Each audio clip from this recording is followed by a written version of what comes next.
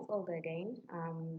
I have a difficult subject to talk about, as I usually do, because some of my pieces are not so much fluffy. They're about real life and things that actually happen.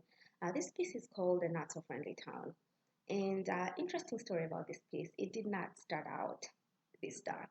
It actually started out as a portrait of my lover in the country at the time.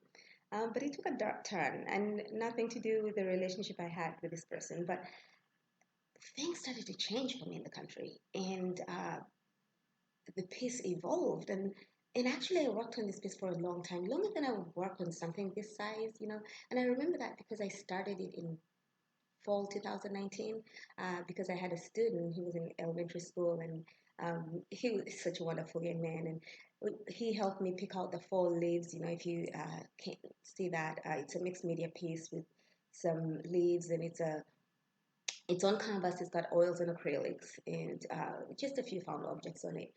So he helped me pick those leaves out, and I remember that so well, fondly. I mean, this young boy who is going to be such a great artist. Anyway, back to the topic at hand. I had lived in different small towns, and I know people are sitting there thinking, because I've heard it, why do you live there? Why do you move to these places? Like I said, it's not all bad. I mean, I've all my life, that's me. I'm adventurous. I've lived in places where a lot of people don't look like me. I mean, I was in a small town in England. I went to Thailand and I lived in Japan. And there was nothing for me to be afraid of. I mean, as a matter of fact, I found it like very refreshing, to learn about other cultures and other people. So why would it be any different to live in a small town where people speak English? I mean, and I was working there. But things started to turn for me in a small town. And there are things I had never experienced. So as this piece evolved, it just became dark, and eventually I called it a not so friendly town. And I want people to just know that things that are happening to Black people, people of color, marginalized groups are not because they're bad people. Um, just because somebody didn't die doesn't mean it didn't happen. Just because these stories are not told, it doesn't mean it didn't happen. Or it's not happening, I should say. There's a lot of that. I mean, that people of color have to wake up and, experience surprising, at least for me, you know, a turn of things or people turning on you. And of course, I portray my art, the environment or the world around me through art. And I portray my art as the reality that I see. So that's what this piece evolved into. It just became this farmland, farm town. It's farm country really. That's how that started, and into this place I didn't understand. These people that I didn't seem to know that I thought I knew, and again, it's part of my naivety.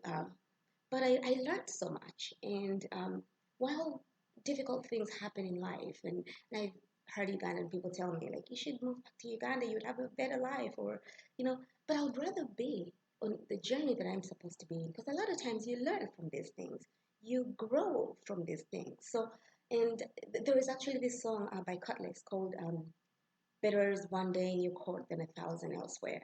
I would rather be in the place that I'm supposed to be to lead me to where my destiny is than be in a place because I just want to be there. And while that was difficult, that's a part of my journey. That's a part of my story that I get to tell and I get to portray through art. But these things are happening all the time. It's not just cops killing Black people.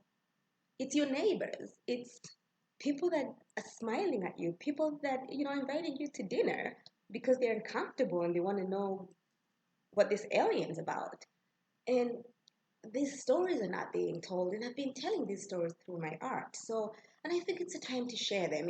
They're uncomfortable, and a lot of people are going to be uncomfortable, but hey, not for me because I portray them in my art and I've been showing them, and when people have come to my exhibitions, I've been showing these stories, and sometimes people have felt like it's too heavy. But it's reality.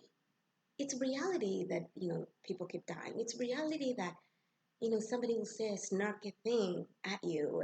I just read on Facebook, a friend of mine that I used to work with at an architectural firm who was called monkey. I didn't know this. And it's happening. Where have you been? Where have you been? It is happening. It's time to look at it straight in the face and acknowledge it that it's happening. Otherwise, we're living in deception.